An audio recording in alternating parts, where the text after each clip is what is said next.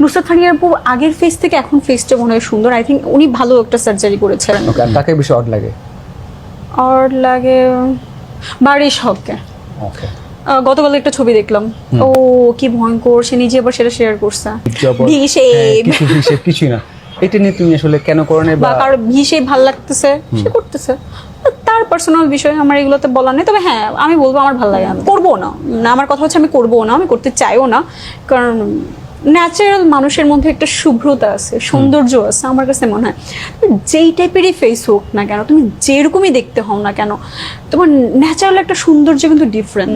এর নাকটা বোচা বা এর ঠোঁটটা ছোট বা ঠোঁটটা অনেক বেশি মোটা, ওইটার মধ্যে তুমি যে সৌন্দর্যটা পাবা, একটা সার্জারি করা একটা মানুষকে দেখে তোমার সেই সৌন্দর্যটা আসবে না। তোমার কাকে ভালো লাগে এরকম যারা করছে আমাদের? কাউকে ভালো লাগে না। কাউকে ভালো লাগে না? না, আমার দেখে তাদেরকে দেখলে ভয়ঙ্কর মানে লাগে। একজনকে মনে হয় যে ওনারটা ঠিক আছে, ভয়ঙ্কর লাগে। ও নুসরাত ফারিয়াকে ভালো লাগে। ভালো লাগে। সরি, আমি